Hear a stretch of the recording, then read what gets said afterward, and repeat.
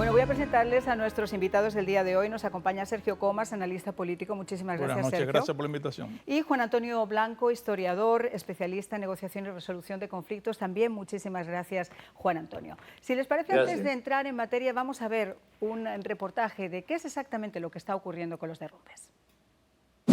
Una losa de la cubierta de una antigua edificación del centro histórico de La Habana se desplomó y afectó la habitación inferior del edificio de 3 niveles, causando además heridas a 4 personas, según pudo comprobar EFE en el lugar del suceso.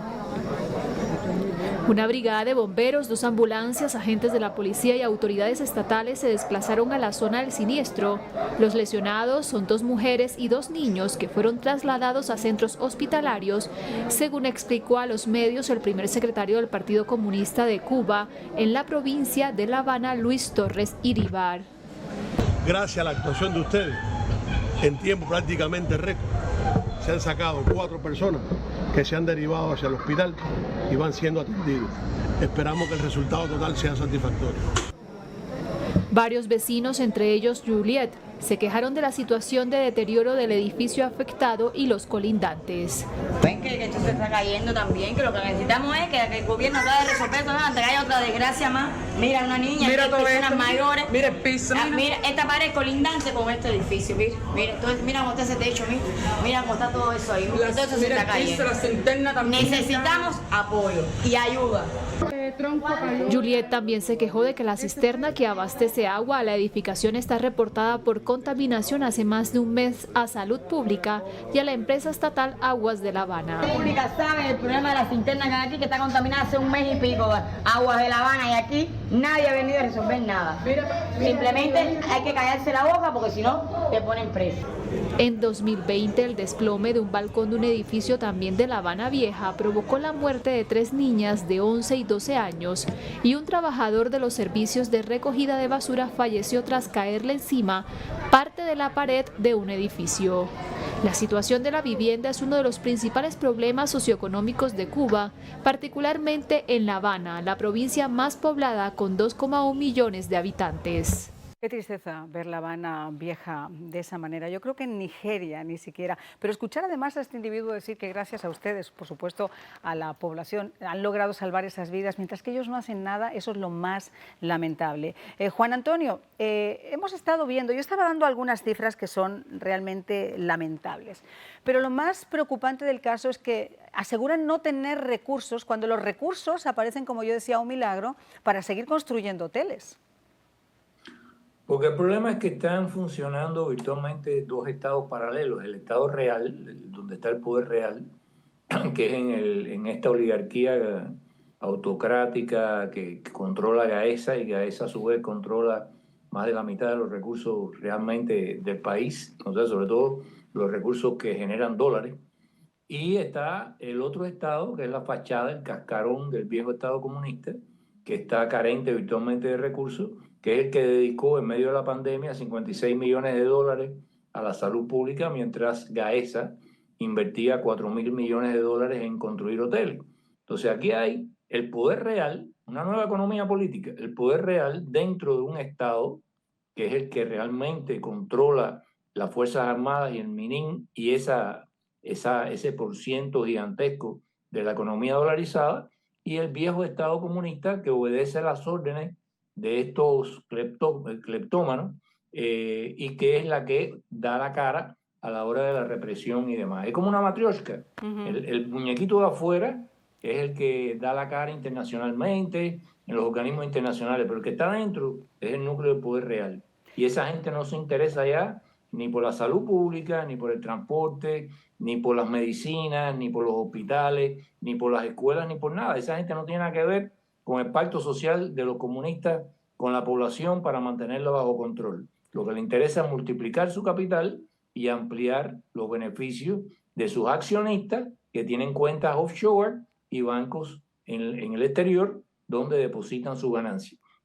Por cierto, repito una vez más, Gaesa no es una empresa cubana, exacto, aunque se esconde debajo de la sombrilla cuando le conviene de la FARC. Es una empresa registrada en Panamá con accionistas invisibles y que en Cuba, a pesar de controlar el 60% de la economía no es auditada ni por la Contraloría de la República, ni por el Buró Político, ni por la Asamblea Nacional, ni por nadie. Es una genuina cosa nostra.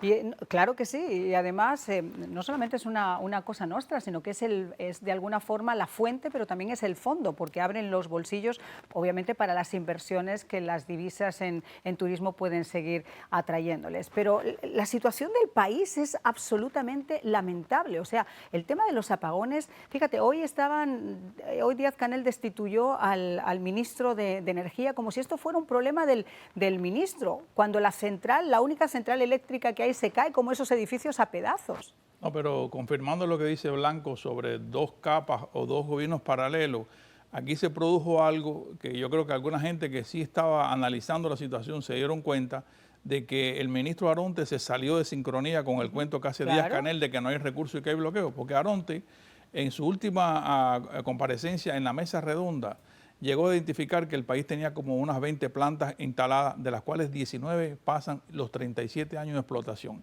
Y le dice al público que esas plantas están creadas para una explotación de unos 25 años.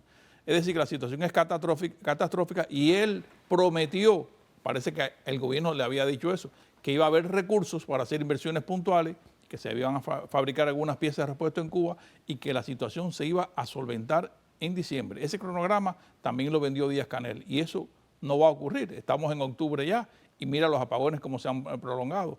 Y lo que ocurre es que básicamente esas calderas, o sea, como funciona una termoeléctrica, a veces la gente piensa que es solamente petróleo. No, el petróleo calienta una caldera que tiene más de 30 años y que explota constantemente porque necesita ser restituida. Y esos son los apagones y van a seguir, no hasta diciembre. Vamos a ver qué situación va a haber y esta destitución es ganar un poco de tiempo porque estos hombres han trabajado cumpliendo un mandato y no tienen los recursos, son una correa de transmisión, como dice Blanco, pero el dinero está en manos de Gaesa. Y fíjate que en una de esas reuniones, antes de destituir al ministro, ya se hizo público el descontento de algunos trabajadores que hicieron público un comentario que había hecho Díaz-Canel de que no tenían el 10% para pagar un crédito que les iba a dar Rusia para poder construir una nueva central. Es decir, están dando absolutos palos de ahogado.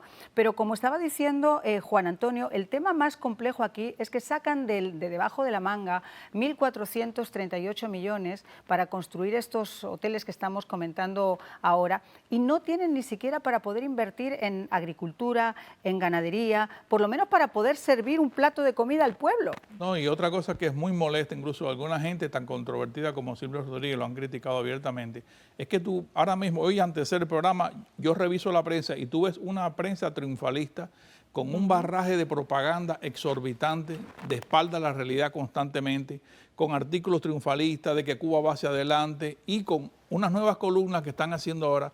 Precisamente hoy va a haber una mesa redonda hablando de las guerras no convencional que Estados Unidos y la mafia de Miami le está haciendo a Cuba. Y yo creo que todavía alguna gente en Cuba muy pobre de 20 compran ese discurso.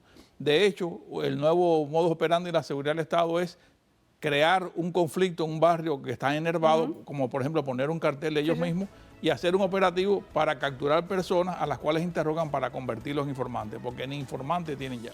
Déjame decirte algo, 322 millones es lo que se ha gastado Cuba en petróleo desde que comenzó esta invasión a Ucrania, haciéndole precisamente pues no cumplir con las sanciones que ha impuesto Estados Unidos. Pero hay algo peor y es la comunidad internacional y los mensajes que a veces se envían. Fíjense ustedes que ahora se quiere dar $2 millones en fondos. Estados Unidos quiere otorgar 2 millones en fondos para la ayuda a Cuba y la pregunta que uno se hace, ¿no debería ser ese gobierno igualitario el que de alguna forma pues pagara las necesidades de su propio pueblo?